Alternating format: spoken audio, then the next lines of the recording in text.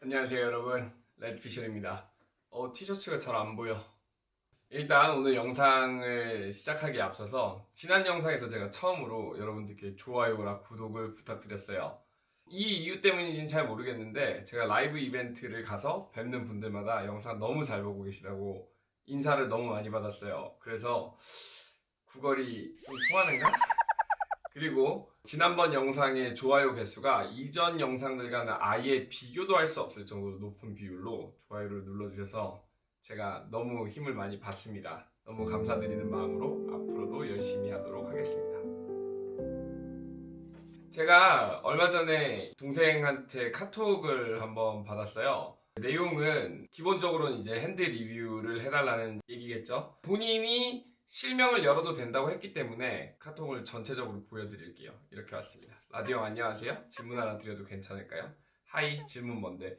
제가 저게 뭐 화나거나 언짢아서 그런 게 아니라 제가 원래 말하는 게 약간 이래요. 지난번에는 제가 헤어랑 이런 거 다 받고 왔는데 오늘은 그냥 제가 집에서 머리만 만진 거거든요. 그래도 잘생긴 것 같기도 하고. 어쨌든 자, 최근 4등 하신 영상 보고 이게 아마 이제 마지막으로 올렸던 영상일 거예요. 여러분들이 좋아요를 많이 눌러주신 영상.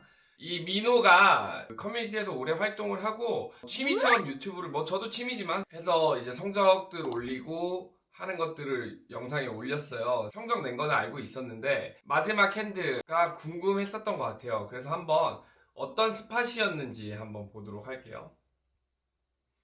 일단 요 토너먼트는 GG 마스터 아시아, 그러니까 아시아라는 이름이 붙었으니까 이제 한국 시간으로 한 9시 정도에 시작하는 걸 거고, 바인이 25분인데 이제 저는 하지 않는 바인이어서 정확한 정보 그러니까 해본 적이 없어요. 그런데 지금 남아있는 상금이 9,130불인데 요거 바로 전엔드에 네 번째 플레이어가 4등으로 탈락을 했어요. 그래서 아마 요게 아직 업데이트가 안 된 거고 3명이 남은 상태로 블라인드가 방금 올랐어요. 방금 올라서 한번 볼게요.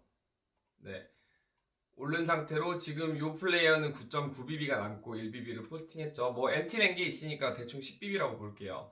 그럼 여기는 뭐 22.2 몇 BB 정도 되고 22BB 쉽게 생각해서, 그리고 이제 우리 주인공이었던 민호는 19BB가 있었던 거예요. 스몰에서 에이스 퀸이고 너무너무 좋은 핸드죠. 스몰에서 에이스 퀸이고 빅불에서 근소한 차이지만 이제 침리도 쇼스택이 한 명인데 이렇게 잼을 해요. 이 영상을 보고 이제 제가 처음 들었던 생각은 이지콜이다 라는 생각이었어요. 조금 빠진 정보들이 있어서 이 영상을 이제 끝까지 보시면 결과적으로는 민호가 콜을 하고 잠깐 고민을 했던 것 같아요. 스팟에서도. 네, 숄스택은 폴드를 하고 상대가 텐스가 나왔어요.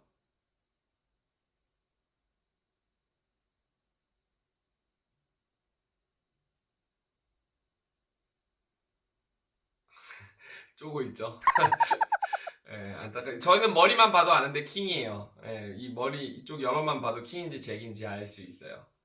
이렇게 탈락을 하고 보시면 이제 아까 전에 여기 있던 ICM 정보 바뀌었죠. 9천 몇백 불이 아니라 7,722불. 그러니까 차액은 4등이 들고 나갔기 때문에 업데이트가 아직 안 돼서 그렇고 이제 남아있는 상금은 이거 전체 풀이랑 이런 걸 몰라가지고 제가 이렇게 떨어지고 보면 상금이 1,880불 정도. 제가 머릿속으로 가지고 있던 정보들이 좀 빠져있죠. 이 전체 칩은 뭐 이제 비율로 알 수 있는데 ICM 요소를 결정하는 게 이제 당연히 상금 스트럭처인데 이제 제가 머릿속으로 가지고 있는 스트럭처를 생각하면 1880불이 3등이면 대략 2등이 2440불, 이제 저는 이제 7700불이라는 거 알고 있으니까 그 금액을 맞추려고 2등이 2440불, 1등이 3400불, 3등, 2등이 600불 정도, 그리고 2등이랑 1등이 1000불 정도, 뭐 요것보다 사실 조금 덜 나긴 하는데 그 정도 스트럭처로 생각을 하고 이지콜이라고 생각을 했어요.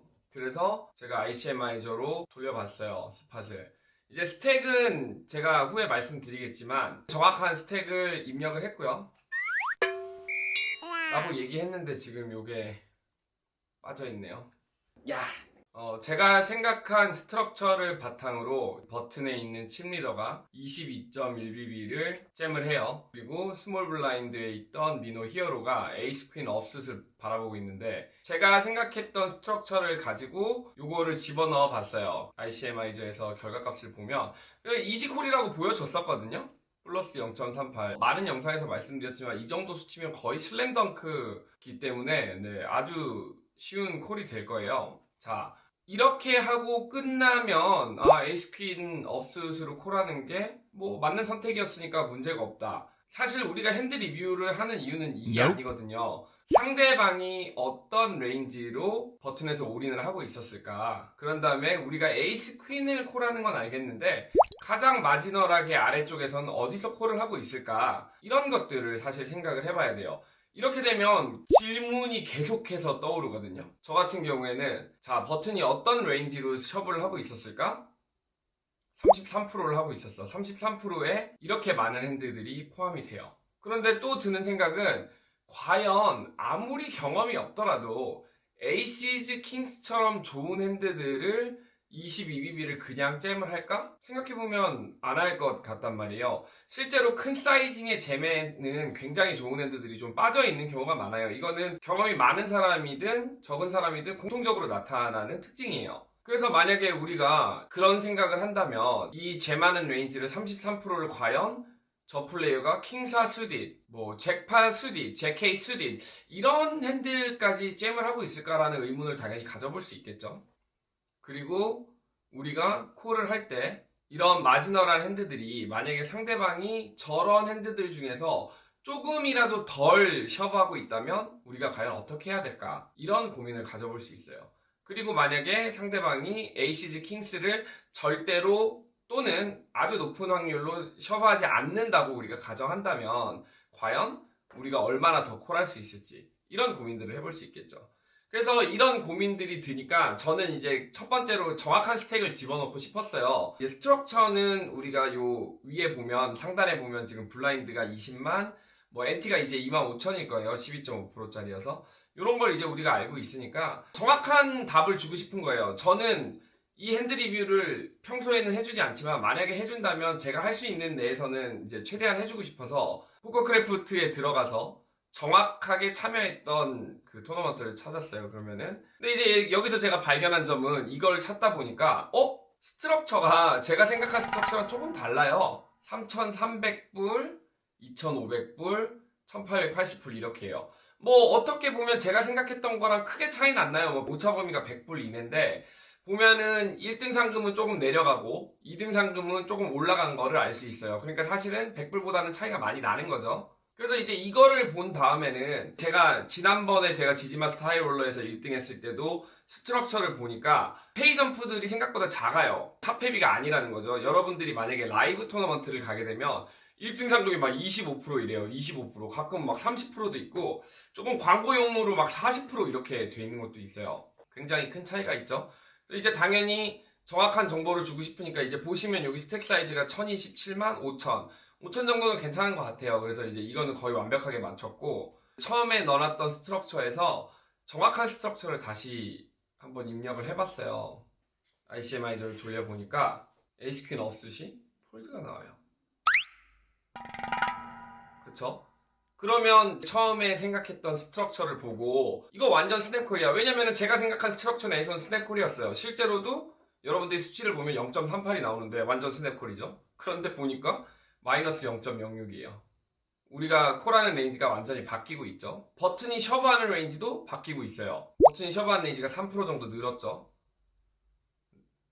자, 그래서 이런 핸드 리뷰를 할 때 단순히 내가 맞았었냐 틀렸냐를 아는 건 그렇게 중요하지 않아요. 왜냐면 항상 완벽하게 같은 스팟에서 플레이하는 경우는 없다고 봐도 되거든요. 거의 무한히 많은 경우의 수가 있고 매번 할 때마다 페이스 스트럭처도 조금씩 다를 거고 스택 분포도 조금씩 다를 거예요. 아주 극단적인 경우에는 우리가 이제 쉽게 구분을 할 수 있지만 이런 미세한 것까지 다 상정할 수는 없단 말이죠. 우리가 이제 알아야 될 거는 이 스트럭처들이 바뀜으로써 우리가 경향이 어떻게 바뀌는지 이 정도를 알고 있으면 된다고 보여지거든요. 이렇게 큰 차이가 나와요. 앞서 말씀드렸다시피 과연 저 플레이어가 25불짜리 바인, 25불짜리를 한다는 거를 제가 비하하는 게 아니라 25불짜리를 플레이하시는 분들은 대체적으로 경험이나 스킬셋이 당연히 낮다고 보는 게 맞아요. 확률적으로나 통계적으로나. 그렇죠?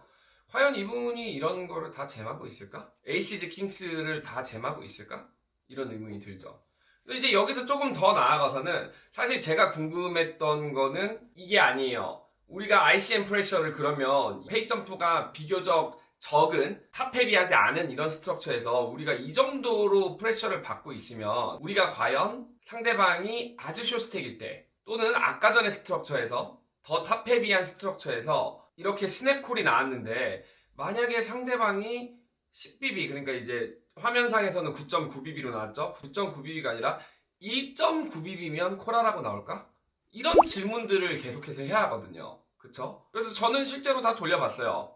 우리가 이거를 뭐 약간씩 변형을 해보면 만약에 요 두 명에서 여기 있던 9.9BB에서 1.9BB를 우리가 남길 거니까 1.9BB가 남으면 이제 빅블라인드가 올인이 되겠죠. 그래서 뭐 1.9BB가 아니라 예를 들어 2.9BB를 남기고 싶다. 빅블라인드가 40만이 있고 여기다가는 80만씩 더해주는 거예요. 전체 칩에 변화가 없죠. 이런 게 궁금하거든요. 과연 우리가 저렇게 프레셔를 받고 있는 상태에서도 콜이 될까? 뭐 이제 이렇게 넣어보면 저는 생각을 하죠. 아, 어떻게 바뀌겠구나. 폴드하라고 나올 것 같아요. 자, 에이스퀸 업스까지 폴드하라고 나오죠. 완전히 스냅 폴드죠. 프레셔를 받고 있는데 우리가 이걸 계산을 할 때 ICM이 정확하게 어떻게 계산되는지에 대해서는 제가 따로 독립된 영상을 만들 거예요. 언제가 될지 모르지만. 야, ICM은 지금 가지고 있는 칩이 자신이 1등을 할 확률을 대변해주고 있어요. 그러니까 여기에 스킬셋이라든지 포지션이라든지 다음번에 블라인드를 누가 낼 텐지 아주 쇼스택일 땐 이게 중요한 팩터가 될 수 있거든요. 이런 것들이 모두 들어가야 되는데 탑헤비여서 우리가 이거를 콜을 하고 만약에 이기면 거의 확실히 1등을 하겠죠. 그러니까 페이점프를 한 개만 하는 게 아니라 두 개를 하겠죠. 왜냐면 상대방이 이제 1BB밖에 안 남을 테니까. 여기서 우리가 만약에 콜을 하고 이 플레이어가 폴드를 하면 다음 핸드에 올인을 해서 1BB 스택만 없애면 1등을 할 거예요. 아주 높은 확률로 1등을 할 건데 중요한 거는 우리가 떨어졌을 때 3등을 해야 된다는 거예요.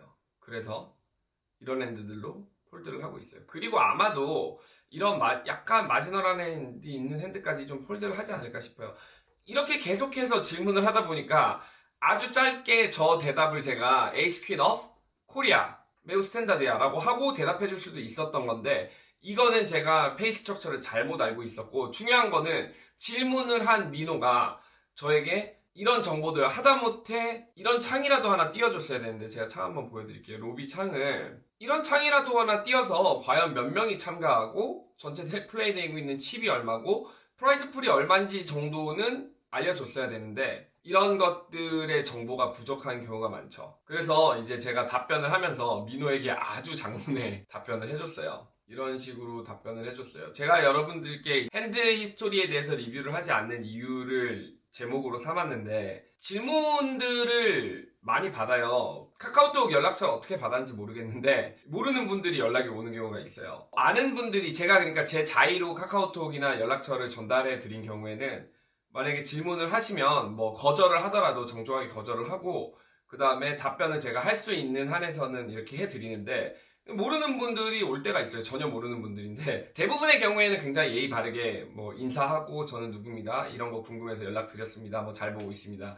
하면 제가 그렇다고 해서 모든 답변을 다 드릴 수 있는 건 아니니까 말씀을 드리는데 가끔 심지어 그냥 반말로 연락하실 때가 있어요. 이제 포커 커뮤니티 중에서 포커고수라는 곳은 안에 있는 사람들이 모두 반말을 기본으로 해요. 실생활에서까지 그렇게 해야 되나 싶은데 처음 카톡을 하시면서도 저한테 그렇게 반말로 보내시는 경우가 있는데 이러면 바로 차단합니다. 만약에 민호가 이런 ICM이 어떻게 작동을 하고 그 다음에 내가 필요한 정보가 뭔지 잘 알고 있었다면 당연히 페이아웃 스트럭처나 이런 것들을 저한테 보내줬을 거예요. 그렇죠? 제가 필요로 하는 정보들을 정확한 답을 얻기 위해서. 하지만 이런 정보를 보내주지 않았죠. 그거는 만약에 이런 이해도가 있었다면 본인이 직접 돌려볼 수 있었을 거예요. 이런 정보들을 부족하게 보내줌으로 인해서 제가 좋은 답변을 주기 위해서 쓴 시간들이 처음에 A 스킨 보고 스탠다드 콜 이지 이렇게 보냈다면 3초가 걸렸을 테지만 제가 이런 식으로 혼자서 질문을 계속하고 더 좋고 디테일한 답변들을 주려고 생각을 하다 보니까 시간이 30분이 훌쩍 넘었어요. 지금 보시면은 제가 이미 해놨던 것들을 여러분들에게 보여드리는데도 이 영상이 길어지고 있잖아요. 그래서 생각해보면 저에게는 시간이 값어치가 있는 거죠. 시간이 금이다, 시간이 돈이다라고 하는데 실제로 그래요. 저 같은 경우는 월급을 받는 사람이 아니기 때문에 저의 시간이, 심지어는 쉬는 시간조차도 값어치가 있는 거예요. 본인에게는 한 명이고 우리에게 친분이 있기 때문에 좋아하는 동생에게 알려줄 수는 있지만 제가 매번 이렇게 시간을 써서 할 수는 없겠죠. 그런 이유 때문에 제가 핸드 리뷰를 해드리는 경우는 본인이 핸드 리뷰를 스스로 할 수 있을 정도의 이해도가 있고, 단지 우리가 가정하는, 추정하는, 아까 전에 우리가 얘기했죠. 이렇게 22B를 셔브하는 핸드에 에이시즈나 킹스를 우리가 빼야 될까? 넣어야 될까? 어디까지는 오픈하고 인듀스를 할까? 어디까지는 오픈하고 폴드를 할까들을 생각을 해봐야 하거든요, 사실. 이런 부분은 관찰에서 차이가 날 수 있어요. 핸드 리뷰를 할 때는 사실 어느 정도 비슷한 수준까지, 또는 기본 바탕은 똑같이 깔려 있고 논리 전개를 할 수 있는 수준에서 해야지 맞아요. 그래서 저는 아주 한정적인 사람과만 핸드 리뷰를 하는데, 생각해보니까 저도 핸드 리뷰할 때 질문을 훨씬 많이 하는 입장이긴 하네요. 뭐 어쨌든 그렇습니다. 이거는 저희끼리 합의가 돼 있는 거니까. 여러분들이 생각하는 것처럼 핸드 리뷰가 아주 쉽지 않을 수 있다. 그리고 만약에 제가 어떤 답변을 드렸을 때 추가로 질문을 할 수가 있어요.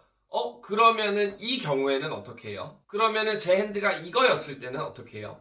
이런 질문들이 계속해서 생길 수 있거든요. 사실 이해도가 있었다면 주어진 답변에서 그런 답변들을 추론해낼 수 있어야 하는데 그렇지 못한 경우가 많다는 거죠. 그래서 핸드 질문을 하시는 분들에게는 저는 핸드 리뷰를 함께 공부하는 사람들과 그 다음에 저에게 수업을 받는 학생들에게만 합니다. 이렇게 하면 이제 코칭 물어보는 분들이 있는데 요즘은 코칭 폐업 상태입니다. 그리고 시간이 바빠서 이것저것 하고 싶은 게 너무 많아서 시간이 잘 안 나서 그러면은 학생분들에게도 사실 피해 아닌 피해를 끼치게 되겠죠. 그런 이유 때문에 하지 않습니다. 이 답변 내용이 결국 여러분들께 이 영상에서 보여드린 건데, 이런 설명을 하다 보니까 좋은 유튜브 각이 나올 것 같았어요. 뭐 적어도 제 생각에는요. 여러분들이 이 핸드 리뷰 등등을 할 때 매번 말씀드리지만 아주 쉬운, 그러니까 이런 식의 질문, 여기서 에이스킹은 어떻게 플레이해요? 여기서 폴드 에어코리어, 이런 식으로 간단한 질문을 드릴 수 있으면 대부분의 사람들은 이런 간단한 답변을 좋아해요. 뭔가 심플해서 내 머릿속에 입력을 해놨다가 3 더하기 2는 5니까 다음번에 같은 문제가 나오면 5라는 답을 입력해야지라고 생각하는데, 아쉽게도 포커에는 사실 이런 식의 정답은 없어요. 그리고 이런 식으로 간단한 답변을 얻는 것을 좋아하면 게임이 발전할 수 있는 한계가 있겠죠. 왜냐면 상대방은 나보다 잘할수록 나보다 더 균형에 가깝고 더 복잡한 전략을 채택하고 있을 텐데, 내가 생각하고 있는 것들은 너무 예측 가능한 전략이 돼버리는 경우가 있다는 거죠. 이것보다 더 깊어지는 것을 방지하기 위해서 오늘의 내용은 여기까지 하겠습니다. 그래서 오늘의 영상을 정리해보자면, 첫째, 라드피셜은 핸드 리뷰를 해드리지 않습니다. 둘째, 카톡을 개인적으로 친분이 있어서 받지 않으실 경우에는 카톡을 안 하시면 가장 좋습니다. 셋째, 핸드 리뷰를 할 때 나의 답이 정답이었냐 아니었냐 그 스팟만 보는 게 아니라 그때 있었던 상대방의 전략이 어땠을까, 그리고 우리가 흔히 얘기하는 솔버나 ICMI에서 주는 이런 답변들과 상대방이 실제로 같이 플레이를 하고 있었을까, 만약에 그렇지 않았다면 우리의 전략은 어떻게 변경을 해야 할까 라는 전체적인 고민을 해야 하고, 여러분들이 원하는 것처럼 에이스킹을 이 상황에서 정확하게 어떻게 플레이해야 하는지에 대한 간단한 답변은 슬프게도 없다 였습니다. 그래서 여러분들이 공부를 할 때 쉽고 간결하고 명료한 답변을 원하는 그런 욕구는 당연히 있어요. 하지만 여러분들이 공부를 깊게 하시려면 그런 답변은 있지 않다는 것을 염두에 두고 더 많은 경우의 수와 더 많은 상황들을 염두에 두고 공부하시기를 당부드립니다. 그럼 모든 플레이어들이 믿고 보는 레드피셜이 되는 그날까지. 피스!